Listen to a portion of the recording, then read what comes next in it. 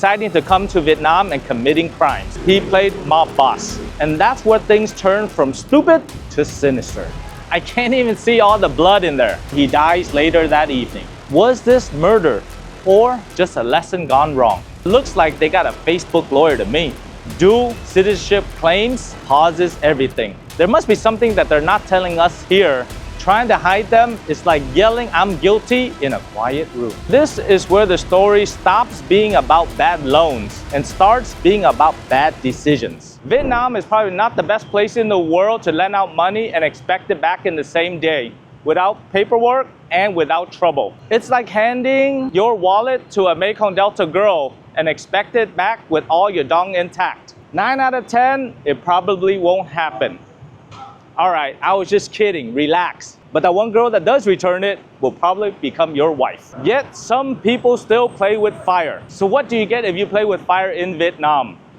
You get a burnt grilled banh mi that's gone wrong to the point that you might spend the rest of your life in jail, or even worse. Today, an Australian man pays an American go-between girl to hire thugs on a debtor to rough him up in order to teach him a lesson. But how did this loan turn lethal? Stay tuned for the juicy twists, dumb mistakes, and why Vietnam's laws aren't messing around.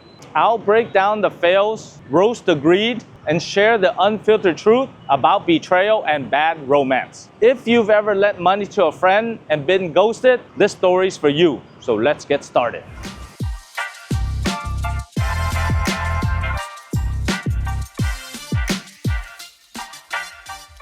Picture this. It's 2021, in the middle of the pandemic in Ho Chi Minh City. Ken Duong, a 48-year-old Australian man with Vietnamese roots who is hanging out in the expat circles. He meets Phạm Trần Đức Thịnh, a District 1 bar worker that starts borrowing money from him. Small loans at first, just $1,000 or $2, but Thịnh keeps on coming back, promising to repay, and Quat keeps on handing it over like a maniac kangaroo at a broken ATM with no pin.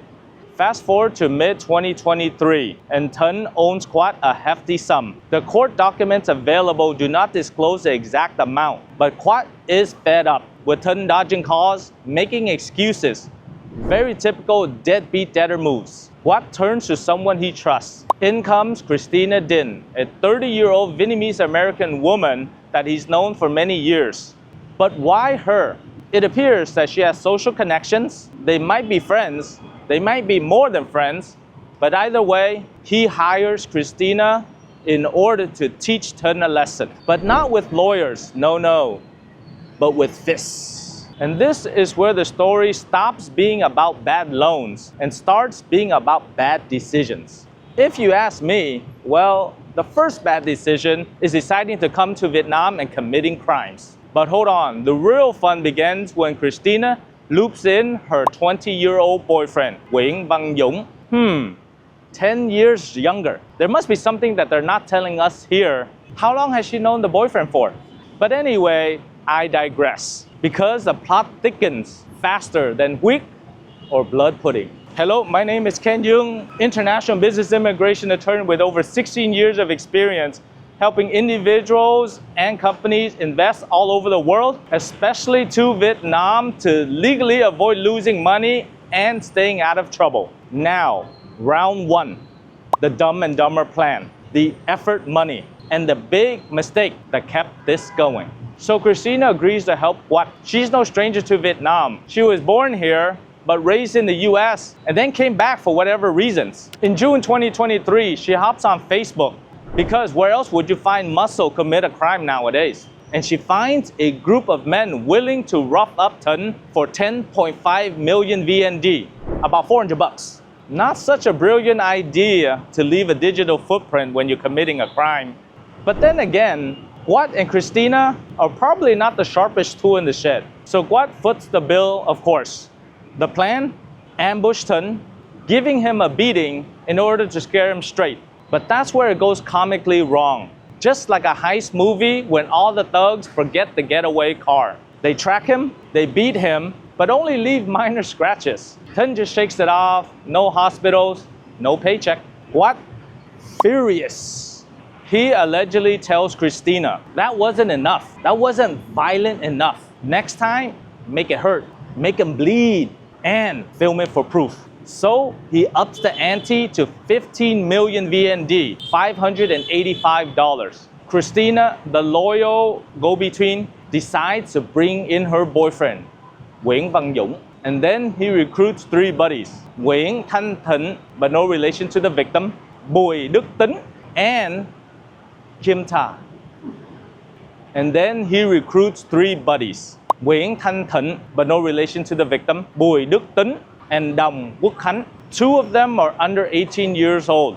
So nothing says a professional hit like hiring teenagers. They buy 3 knives. Yes, knives. It's supposed to just be a scare tactic. So you can see the red flags waving like the annual National Assembly of the Communist Party. But this time, epic fail again. In late July 2023, they track Thuận, weapons ready, and then the police come and the sirens blare. They panic, throw away the knives, and they bolt. No assault, no video, no glory. But Quat still wires them 10 million VND for effort money. But this botched job fuels the fire for round 2. And that's where things turn from stupid to sinister. All right, it's August 2023. The crew is back with an even stupider plan, but a little bit more elaborate, with knives in hand, but a little bit of a bruised ego from the last flop. So Dũng calls out Thuận because they've actually known each other in other social circles to meet up in a roundabout in District 3. So Thuận comes over to pick up Dũng, and they head over on their motorbike to District 4 under the pretense of going to buy drugs. Meanwhile, Dũng sends live location to the crew to meet them up on the motorbikes. Around 5:45, Thuận is driving on Tom Thắc Thích Street in District 4 when the attackers, Nguyễn Thanh Thịnh, 22-year-old, rams into their motorbike, jumps out, and stabs him twice, once in the chest and once in the shoulder. Another accomplice records the video as instructed. Bleeding heavily, Thuận stumbles towards District 7, crashes, and then is rushed to the hospital, where he dies later that evening. Mistake number 1. Upgrading from fists to knives. What started off as intimidation became a stabbing frenzy. Mistake number 2. Involving kids. They're under 18 means it involves the Ho Chi Minh Family and Juvenile Tribunal. This adding layers of scrutiny.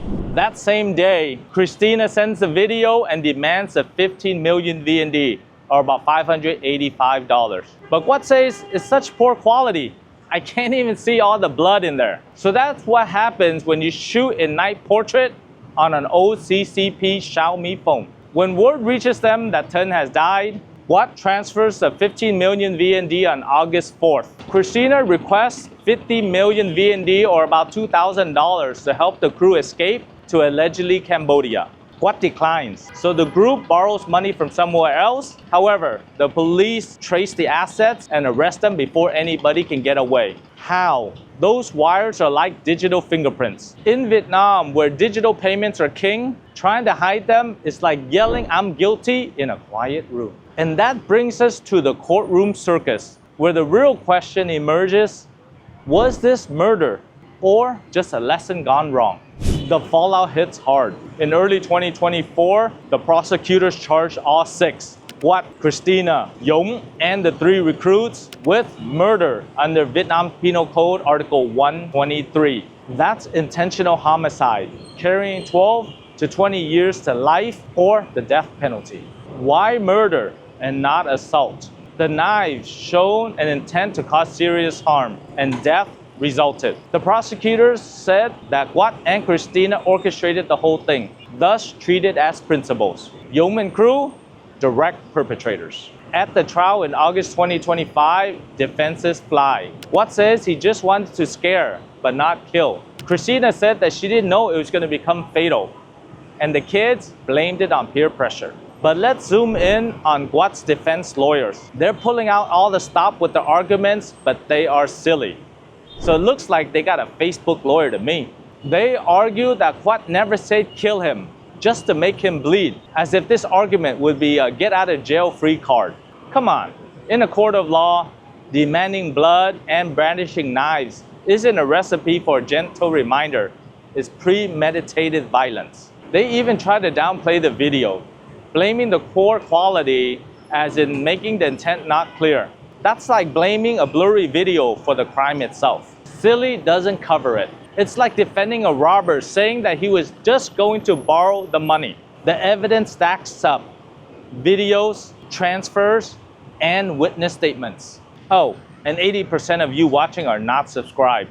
That's like lending money with no contract. Hit that subscribe button for the latest update and so the algorithm can pay us back. So just when the arguments start to heat up, the trial hits a procedural red light. Dual citizenship claims pauses everything. And here is why that matters and what happens next. On August 12, 2025, the Ho Chi Minh trial kicks off and screeches to a halt. One of the defendants claims to have Vietnamese and Canadian citizenship. Under Vietnamese procedure, this may trigger status verification and potentially consular notification.